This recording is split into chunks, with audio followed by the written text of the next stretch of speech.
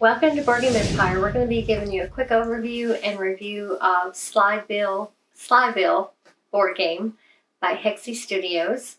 This is a bluffing, negotiation type game where you are basically trying to outsmart your opponents and get the most points on deal tiles as quickly as possible.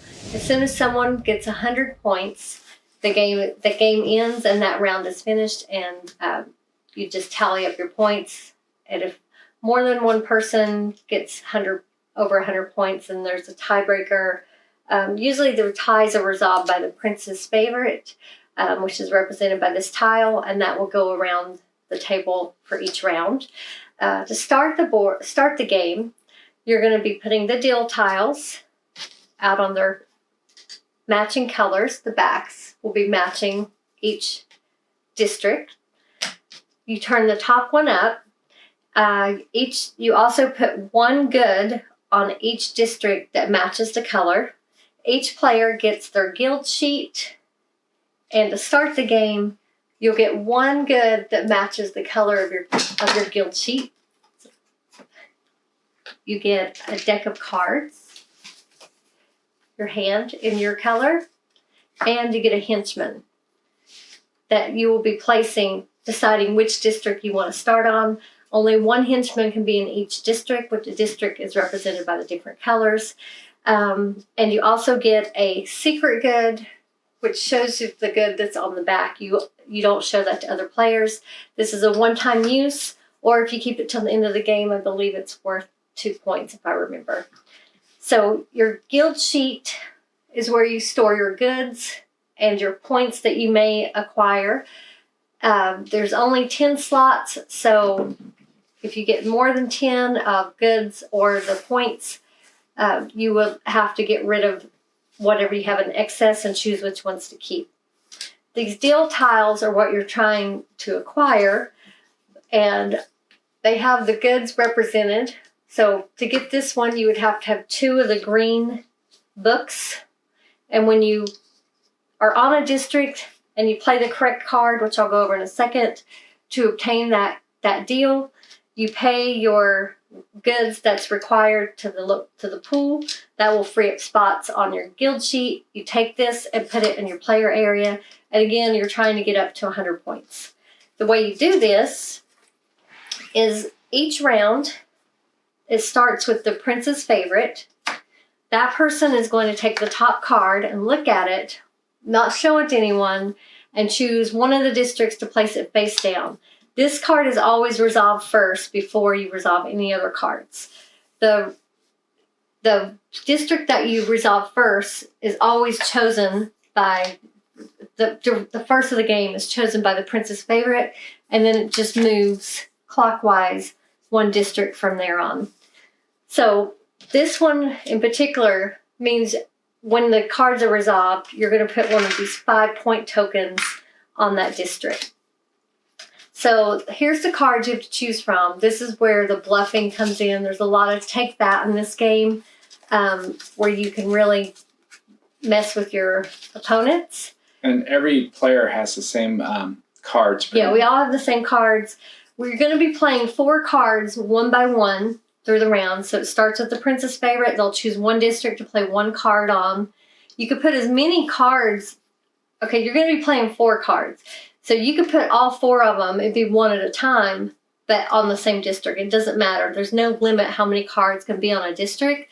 But however, you are taking turns placing one at a time. So everyone's number 1 card, which is number 1 initiative, is where they can either remove any card that's on that district and that the action is not resolved to that card, or they can return a henchman to their guild sheet. The number 2 is you can bring your henchman to that district. Number 3 allows you to get the big deal. The big deal is the one in tan, and it's worth more. To get that, you would have to put this card down, not have it removed by someone playing their number 1 initiative card, and have the goods to be able to pay for it if you actually succeed at being able to get the big deal. People are going to be looking at your guild sheet and seeing that you might possibly be going for that, so they're going to probably play their number 1 card to try to be able to remove your card. In the event that 2 people play the same card, the prince's favorite gets to decide who gets to go first. Of course, they're going to pick themselves first if theirs is one of them. And after that, they're going to pick, then you can barter, negotiate, beg, bribe, but the prince's favorite to pick you. But the prince's favorite does it changes every round. Yeah, so. However, you cannot give up any goods or points to the prince's favorite to pick you. That's forbidden. You can just make promises like, I won't play this card on you in the future, things like that. Okay, the number 4 initiative card is for the small deal. If you play that one, you could buy the one that's in silver, as long as you have the goods and as long as your small deal card hasn't been removed during the resolution phase. The rest of the cards are the 5 initiative, and there were 2, 3, and 4 basically bid points. So what that means, if you're putting these down, say I put those 2, and they're face down, so no one knows what you're putting down when you do this, by the way, because you're putting all your cards face down. Say I put down 6, or this one put down 4, I would win that bid, so his goes back, and whatever goods are on this district, I get to grab. Many times there will be more than one, because each round, the beginning of each round, you're adding more goods of that color to that district. So if no one took them last round or last few rounds, there'll be several in there. There could also be some points added by the king cards or prince cards, sorry. So that's the advantage to that. And if you really need that good, that gives you an extra one. The other way to get goods is at the beginning of the next round, wherever district your henchman is located in, you get a good of that color. So that's one way to get goods. You just move your henchman by using your card here to move your henchman to that area. However, if someone else does the same thing, or if someone does it and your henchman's already there, there can only be one henchman in a district. You would take their henchman, put it on their guild sheet. So say I was here, played my card. Say that we resolved that card. So the blue one's here. So when they resolve that, it's going to move mine there, and the henchman that's there is going to go back to their guild sheet. The only way they can get that back in a district before the beginning of the next round is if they just so happen to play their henchman card in a different district that hasn't been resolved yet. So there's a lot of strategy and take that in this game through the cards, bluffing and trying to figure out what someone else is doing. And just that back and forth throughout the game until someone has gained 100 points through their small or big deals, and plus their points here. So that's pretty much the game in a nutshell. So what did you think of this game? Component quality is pretty standard. Card quality is really good, actually. It's pretty thick. And then just the components are pretty well made. The boards are nice and thick.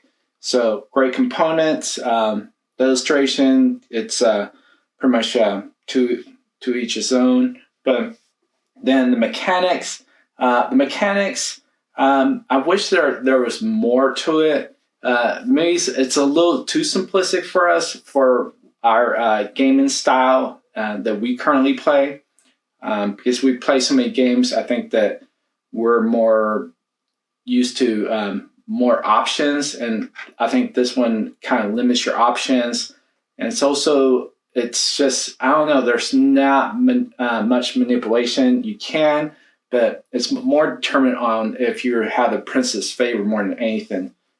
But the mechanics, really wish that there was more to it. Then the replayability, it does have good replayability. And then overall total, I'm just giving this a 6 out of 10. I really do wish that there was more to it and more options, more manipulation. I think they streamlined it way too much and made it too simplistic. I think that they should have went a little bit harder on what you could do. And I know that makes it a little bit more complex, but that gives it a lot more, more strategy. I think that this is kind of limited what you can do, but 6 out of 10.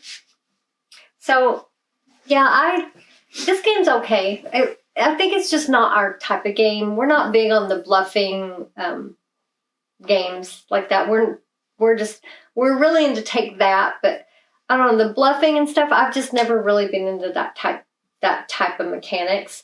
And to me, it's because of that, it's too luck based, because you're just hoping someone didn't play that card. It's very hard, I will say, to get a small or big deal, because especially because this is a 3-player plus game, there's always going to be someone that's going to, in our experience, playing that card to remove your small and big deal cards. So it kind of got frustrating after a while, because it makes the game longer than it should be, because it's kind of hard to get those small and big deals, unless you just get kind of lucky. Don't you agree? In my opinion, or like he said, if you have the Prince's Favor, or if you just so happen to, if you have the Prince's Favor and you also play that same card where you can remove a card, that's really the only way, the way we play, to get a smaller big deal, because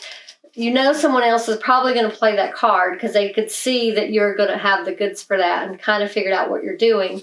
So if you have the Prince's Favor and you both played it, or 3 of you played it, you're going to choose, of course, your own card first, and you're going to remove that other one that removes your card, your small and big favor. So to me, that was a little frustrating. It made it not as fun. So it makes it, to me, too luck-based. I don't care for the bluffing games, but if you like these type of games, I mean, it is a solid game. There's nothing wrong with the game otherwise. It's just not our type of game. But the components are nice. There's no flaws in it otherwise. I mean, it's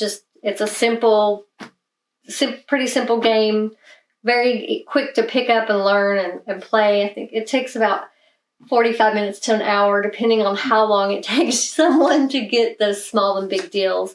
But yeah, we could tell it, and it probably wasn't as fun for us because we played with Quentin, our son, and he did not like this game at all. So when he doesn't like a game, he's your typical teenager. He just broods and mopes, and it's no fun for anyone if he doesn't like it, pretty much. So it's a teenager thing.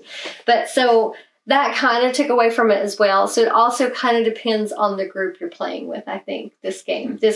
These bluffing games highly depend on that, your gaming group. So it probably would have been more fun if we were playing with an adult or adults. But again, I really still don't think we would have enjoyed it that much. But so I would give this game a 6, not because I enjoyed it, but because it is a good game if you enjoy this type of game. So did you have anything else you wanted to say? So hopefully this helped you to decide whether this is a game for you. We will put the link in the description just so you can check out where to get this game. It's been out since 2019, so it's been out for a little bit. We don't know if there's not expansions or if there's coming out with any or not. But so hopefully this video helped you. Feel free to leave a comment or question. We hope you'll give this video a like. If you're already subscribed, thank you so much for subscribing to our channel and being a fan. If not, I hope you will subscribe and click that bell so you can get all of our content. We put out a lot of videos. We have a ton of games still to review and go over. Thank you so much for watching, and we look forward to seeing you next time.